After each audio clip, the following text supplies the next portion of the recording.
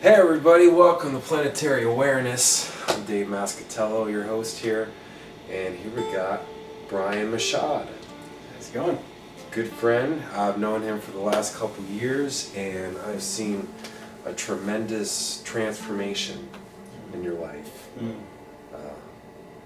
experimented with so many different things and been dedicated on many different levels to your spiritual practice, your health. Can you tell me a little bit about your process and like how you found healing and Yeah. So I'd say for me it was like about maybe 5 years ago or so that I was just going through a lot of emotional pain, a lot of like sort of disconnection with other people. And I felt like I had a pretty successful life, like I was pretty successful maybe from certain standards, like I had a really good job and was making good income and lived in a nice place in Arlington and everything. But at the same time I wasn't really happy, like kind of within myself. I didn't really have that kind of, I would see sort of all these like social interactions around me, all these like, you know, boyfriends and girlfriends and like close friends and all these things, and I didn't know, like I loved people so much, I loved interacting so much, but at the same time I didn't feel connected with anybody. I didn't feel like I knew how to really relate. And so that sort of need really drove me to meditation and spirituality at first. So that was like the big thing. yeah, that need for that sense of community, I think, is really important.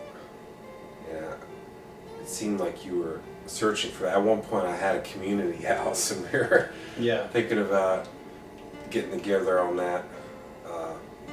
It's challenging though, especially where we're at in Northern Virginia, Washington D.C. area. There's all the hustle and bustle, and everybody's like in the rat race, and Yeah.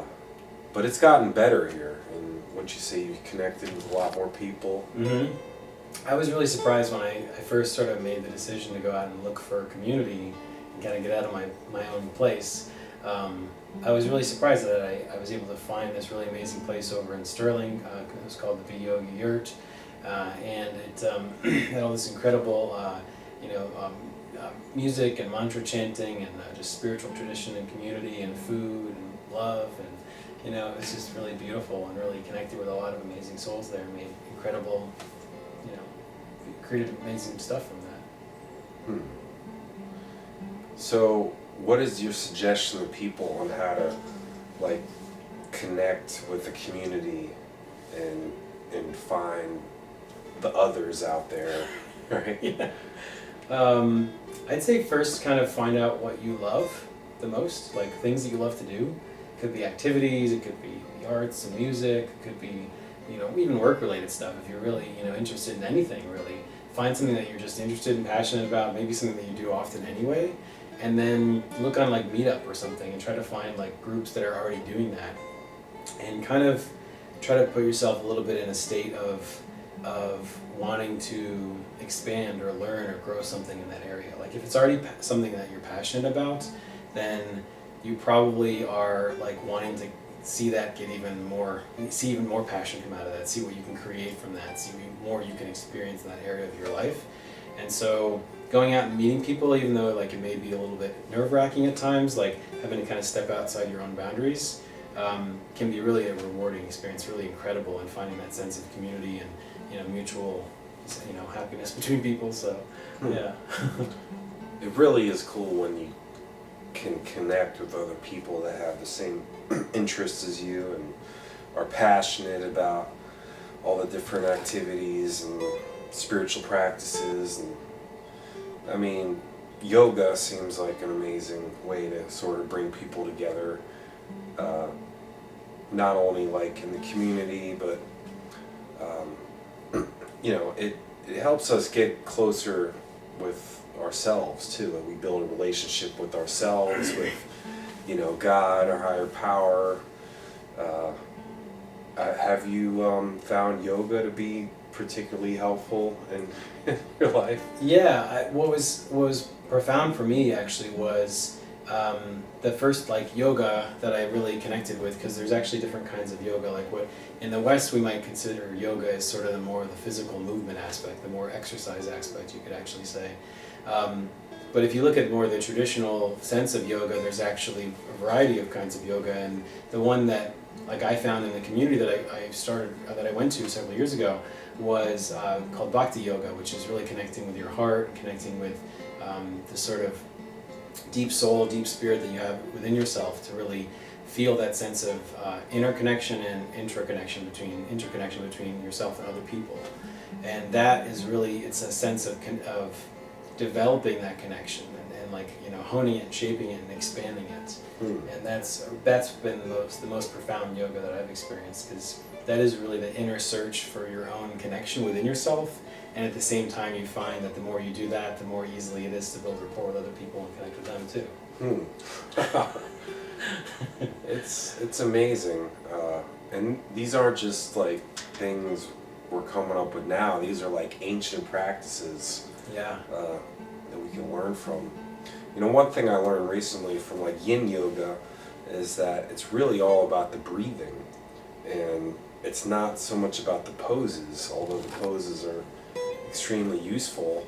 But really, the main purpose of the poses originally was so the monks could meditate longer. So it's more about the breathing and getting into a place of peace, tranquility, and connecting with source, right? Yeah, a lot of these like spiritual traditions talk about, I guess what you could call are like more ancient sciences or more ancient systems of understanding of how the physical body itself works. And it's like we have these layers that are the muscles and the tendons and ligaments and all these systems that function that, you know, modern science understands. But at the same time, there are subtler things that happen as well, these more energy type systems that kind of direct everything, and like how do these things know how to interoperate. And so basically the breath kind of is a way to connect from the more physical layer of like what you could be doing like with your muscles into the more subtle stuff. That it's sort of like I've heard in the past that it's like we both don't have to control the breath, in that we just like if we're just alive, we're already breathing. That it happens, but at the same time we can control the breath, which means it's this kind of layer, this connection between your conscious and subconscious mind. So all the emotions, all the stuff that comes up. So the more you work with the breath, the more you develop the breath, it actually kind of builds a bit of a bridge between what you're conscious of and what you're not conscious of that's driving your life. Wow. So would you say it's like really good for people that are like looking to like break habits and addictions and just create new patterns? Yeah, you can do, I mean, there's incredible systems out there that work with the breath, from building more physical power and strength to just being a little more calm and enjoying your day a little more, reducing stress. You can do all kinds of things with the breath. It's incredible. Wow. So what's your daily kind of routine sort of look like? Yeah, so my short routine that I do that when I don't have a lot of time is about an hour. And the first thing I do is actually breathe. Is I consciously breathe. That I do about 5 minutes of like slow, long, deep breathing. I'm slowly learning this one kind of system that's based on that, but I'm kind of doing my own version of it for now. And basically, I'm just like breathing in for about 10 or 15 seconds, like the whole time, breathing in, and then for another 10 or 15 seconds, breathing all the way out. And then I just do that, like slow, long, deep breathings, and that actually calms down my nerves and like opens up my body a little bit and kind of relaxes me for the day. Other people may find other breaths a little more interesting, but that's kind of what I start with. And then the next thing I go to is Vipassana style meditation, where I basically just calm my mind and I kind of just focus on the sensations in the body. So that's like its own kind of thing. I've been to a couple of retreats and I learned it there. And then after that, I do about 10 or 15 minutes of a routine from Tony Robbins called priming that he does every single day. And it's really beautiful. This is a really gem of a practice. If you want a singular practice to like transform your life in the shortest amount of time possible, this is the practice. Because you spend you can do it in under 10 minutes. You start by thinking of 3 things that you're grateful for.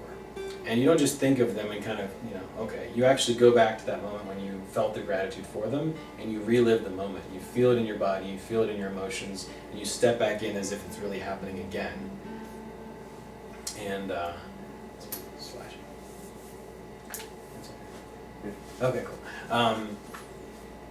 And so you go back and you relive the moments of gratitude. And so that really builds this incredible state in you. And then the second thing is what Tony calls kind of an energy healing, or like a blessing or something, where you're actually imagining whether this kind of light, whether it's like a blue light or gold light or white light, like whatever kind of light you like, whatever your favorite color is for the day. And you imagine it kind of coming in from through your head, and it kind of goes through your body and kind of cleanses your body and heals you and strengthens all these parts of you that you really want to build up that day, your passion, your compassion, your love, your connection, everything, your drive, your motivation. And it goes down through your body into the earth, swirls down into the center of the earth, and then comes back up. And you just flow this energy in and out, in and out, in and out. And it doesn't have to have a huge effect. Like you don't need to really necessarily expect anything from it. Just kind of let kind of visualize like it's going through you and going back out, and going in and going back out. So you spend a couple minutes doing that. And then at the end of that, you start, after you've been you feel a little better from that, you can actually start directing it as if you're directing this like your positive energy and intention towards people you love, your family, your significant others, your close friends, everybody in the world. You can kind of just go out and direct and send them what they need. Like you're giving yourself what you need, and then they're getting what they need. You're visualizing them in this state that they're really getting everything they need. They're totally happy. Wow. And that's like still within that 3 or 4 minutes. Then the last 3 or 4 minutes, you go one by one, and you find something that you're a goal of yours, or an outcome, something that you're really trying to achieve in your life, or in the next day, or in the next week, or the next month, something that you really want to achieve. And you don't just think about it, you visualize it, and you really act like it's already accomplished, and you're so grateful for what it's done, and you see all the effects and see how it lights people up, and what's happening in their lives. Okay. And you really get to see the effect of that. And then, and you go like one by one of that, and you feel grateful for that it's already done. So it's kind of like the law of attraction, sort of. Yeah. Like feeling what it's like to have accomplished that goal. Yeah, yeah. Okay. And so that's a total practice of about 15 minutes. And you can do it while you're walking. I like it a little better when I sit, but everybody's a little bit different. But it's a totally powerful practice. It's so amazing because you're really getting that visualization and really locking into the body. And so then I do what's called Dragon Tiger Medical Qigong, which is sort of like Tai Chi. It's like a system of energy where you actually use the hands to direct what they would call in the yoga tradition prana, or in the Taoist tradition they call it Qi, like life force. You're moving the energy physically through your body, and it's not super subtle. It's kind of just working with like the outer layer of your body, but you're basically physically healing your body doing this. You're moving the energy through your body. So it's strengthening your body, and also clearing out sort of stagnant patterns and energy within you. So I do that for about 15 minutes, a single set of it. And then I do, what do I do after that? Then I do something else. Do you stretch? Then I do, yeah, that's right. Then I do, I forgot. Then I do like Hatha yoga for about 10 minutes. And I do like a couple different poses to open up my hips, and do some other stuff, yeah. Yeah, because I usually just go straight for the yoga. Yeah. So you do the meditation, the breathing, Yeah. the visualization, you work your way up, and then that's when you do the physical postures. Yeah. Okay. And I kind of layered that. And like, so the thing like I really have been focused on, the reason I call it like my short practice is because the whole point of doing any of these practices for me every day is to do what like I got from Tony Robbins I would call like building a beautiful state every day. And the goal is to have like a higher level of energy, a higher level of connection within myself, a higher level of, something to give, positive emotions that I can give, gratitude and energy and compassion and passion and courage and outrageousness and playfulness, to be able to bring all that to the fore every day in everything I do. It takes like the daily training and practice. And so the practice could be as little as 5 minutes or as long as 4 hours. It doesn't really matter. It's a matter of like what gets you there. And and it could be, things can be different. Some people can get an incredible amount of energy from just like writing down 3 things they're grateful for in a journal every day. you know, some simple thing like that. Or some people love the visualizations or the energy work or the yoga. You know, what helps you connect. So it sounds like Tony Robbins has been a big inspiration in your life and these events. And why don't you tell viewers out there who's Tony Robbins and what's up with his events? Yeah, cool. Yeah. So Tony is an amazing speaker and life coach who travels all around the world and impacts just millions of people's lives. And he has these events every year, and he has tons of books and tons of programs that he's been selling for decades now, for most of his life. And so for me, the events that I've gone to of his have been just totally transformational. The first one I went to was back in July of last year, called Unleash the Power Within. It's a 4-day event held over a weekend, and he calls them seminars, but it's not the kind of seminar where you just kind of sit down and take notes and nobody gets up and nobody interacts. And you just kind of learn some really interesting material that you then file away and stick in a file cabinet and you never look at it again. His events are it's more like a rock concert at the same time as a seminar, where you're actually really getting up and dancing and moving, and you're interacting with people, and you're learning about these incredible new tools and technologies that can totally change your life, and asking yourself some deep questions that you may never have asked in your entire life before. And he calls himself the why guy, where his whole life he's tried to just ask why things happen and why people do what they do. But that's not the right question, is it? Why is it? Why would you say that? Oh. Why would you say that? I don't know why, but... So why is a good question to ask? Because I like to ask why. Yeah. But then I maybe get in my head about why things happen the way they do, or why is this... Maybe I ask why in the incorrect manner. I'm like, why is this not working out? Why am I not getting to where I need to be? Or why is this happening to me? Yeah, that's a bit different. Yeah, it's the questions you ask influence the direction of your life. So the kinds of questions you ask. So it's not necessarily just asking a why question is good or bad. It's what are you asking? What's the context? Yeah, because when you say why is this happening to me, there's an assumption under that says there's something not good happening to you. Yeah. That's already assumed in asking that question. So it's not even the question itself; it's more the vibration, yeah. And what's behind. What's the feeling, right? Yeah. Okay. And so, diving into another event I went to of Tony's at Date with Destiny, that one of the main things you uncover is your primary question in life, and so that's a question that actually underrides literally everything you do. Okay. And a lot of people, for me, my question going in was, am I worth anything? Is what I do worth anything to other people? Primarily, but Sure. but then on the inside, it's am I worth anything to myself? If I'm not contributing something, right? And so these questions may not necessarily be conscious; they may be but they're in us, and it's something that if you reflect, you can kind of discover in yourself, whenever, particularly when you're stressed, or when something fearful, or when you're angry, or something a strong emotion comes up, is when these things may become more conscious, because the emotions can kind of carry up those kinds of questions into your conscious mind and be why is this happening to me? Fuck it. And it's that's what. So if you kind of go back to your own time, over the last month or the last year, your primary question would be something that would come up pretty often, a couple of times a week or a day or something like that. And when you learn what that question is, you can kind of start seeing maybe its effects on your life. Why does this never work out? Why does this, Yeah. right? And you're well, if I'm always asking that, then I'm kind of assuming nothing's ever going to work out, So is there a good kind of why question to ask? Well, that's one of the things that Date with Destiny you learn is you don't just learn your old question, then you kind of go away, well, that sucks. You kind of learn what the old question is. You learn what the story that was kind of creating in your life. Okay. And then you get to redesign that shit and kind of come up with something new and create something empowering. So for me, I went from an old question of am I worth anything, is what I do worth something, to how can I appreciate even more of the joy in my heart right now and spread it liberally.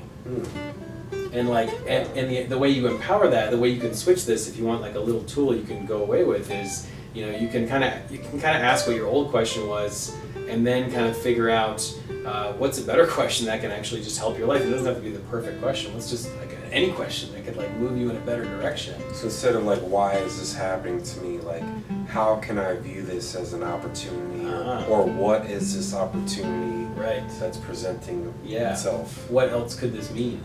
Okay, that's a big one. Yeah, especially in a stressful situation, you know, like your mind is so set in going one direction, all of a sudden that direction doesn't, you hit a brick wall, and you're like, well, your mind was intent on getting that, and that didn't work out. Well, what else could this be? We also like to make assumptions too, and that's what is that, the 4 agreements? Don't make assumptions. Like, just allow, you know, whatever's happening to, you know, be in the moment with it and experience it. Yeah. It could be something totally different than we even think. It's just like automatically we assume the worst sometimes. Right. Yeah. This isn't what I expected, so it's got to be bad, right? Right. Yeah, exactly. Yeah. Yeah. So, and once you have a new question that can help you in some way, you can actually start making it your primary question by continually asking it, and not just asking it like at like an intellectual level. Like Tony's really great in these events about taking you from like a normal seminar level where you're just kind of writing things down, you're absorbing like 10% of the material, or maybe a little more powerful and you got some emotions going, you're kind of feeling it, you get like more like 50% of the material, to like if it's in your body and you're like rocking, then it's like 100% of the material. You can actually take like, it's in your nervous system, and that's where you're walking from that day on. And you keep training at that level. And so you can just use it as like a mantra or an incantation or something, and you just ask the question over and over again, how can I appreciate even more of the joy in my heart right now and spread it liberally? And you just ask it physically and viscerally, and you keep doing that over and over and over again, and it becomes your question, it becomes who you are. Oh wow. So you're literally retraining, reprogramming, reconditioning your conscious or your subconscious mind. Yeah, right? And you're using the tools from spirituality of the breath, of the energy flow, but at the same time you're using it to impact the physical body. That's like the scientific, you know, thing of like, I'm putting it into nervous system patterns. With memory in our body too, right? You're creating like muscle memory kind of thing, and like you're physically putting it in your nervous system, and then it's also in the spiritual realm going into even subtler things. I mean, it makes sense because like stress, for instance, is like a negative vibration. It's like we can store stress in different parts of our body, so you can do the same thing with positive energy, right? Mm-hmm. Yeah, and even that sort of like, what else could it mean? Like, is stress really negative? Because stress can also have the tendency, anything that like builds up to a certain point can also have the tendency to then release and open to something new. So you can learn. You have the opportunity to learn something vast in moments of pain, moments of stress that you may never actually get to if you just kind of float. Gets in the duality of light and dark and yin and yang and all that. Right? Yeah, there's a beautiful, I don't know if it's an aphorism or belief in the Taoist system of like, whenever something is taken to its extremity, that's when it's about to transition to something entirely different. So like, whenever you think that like this is the worst it can get, if that's actually true, that this is the farthest or the worst or the biggest something can get, then it's like the moment you should celebrate the most. Wow. Because it's actually about to transition to something, because you literally can't get any more. So then it's just going to explode and turn into something entirely new and beautiful. And you don't know, because we have the pattern built in, we have the feeling that this has just gotten worse and worse and worse, right? But like that's actually kind of, you know, pretty profound. That it's like, no, when it's at a certain point, it's just going to turn around. And nothing can remain the same, right? It's feelings. Yeah. I think that's important. Feelings, thoughts are not going to kill us, right? No. And maybe that's meditation really helps, because the meditation sometimes can bring that stuff to the surface too. Yeah. So then we can retrain ourselves, but we have to kind of experience it first, like our shadow side or the negative emotions, and then release them. Yeah. But if we're like suppressing them, then it's just kind of getting worse. And well, and there's that opportunity of like, if you can shift the view from something as negative or why is this happening to me, to this is an opportunity, what else could this mean? In any respect, whether it's something physical that's happening, interpersonal, within your, you know, your own emotions, anything, then you get to actually see it as an opportunity, and then it doesn't become something that limits you, that you need to suppress. It becomes something that can expand who you are and who you can talk to and what you can do in life. Well, I mean, it's so true, especially when you get out of the feelings part, right? And you're able to like look at things more objectively. Yeah. Like, this happened to me, but it forced me to take action. Yeah. And because I took action, here's where I'm at now. Yeah. Like I say, pain is a great motivator. Yeah. Yeah. So, was it really bad or negative? I mean, I'm here. I'm who I am because of my experiences. Mm-hmm. Yeah. So, wow. Well, it's been great talking to you and getting to know you over the last couple of years. And Yeah, you too. your plan is to be a life coach. Mm-hmm. Yeah. Yeah, so I'm like an engineer right now. I'm a software engineer, and I've been doing that for about 10 years or so, professionally. And as of actually some of the Tony Robbins events, some deep things have opened up within me, and I realized that I just enjoy interacting with people like so much more than doing like the kind of technical work. Yeah. And so I'm training right now to be a life coach within like Tony's system, and how training to do what Tony does basically. And also going to be doing some speaking engagements this year, and doing some like education initiatives and like, yeah, all kinds of fun stuff. But yeah. Cool. Yeah. I'm sure you'll be hearing about this guy. Stay tuned. Yeah, thank you. All right, brother. Great talking to you, and everybody out there. Hope this interview has helped you, and continue to tune in. Make sure to subscribe to my channel and share this video. And Brian, Dave here, Planetary Awareness, signing off. Peace. Nice. That's awesome.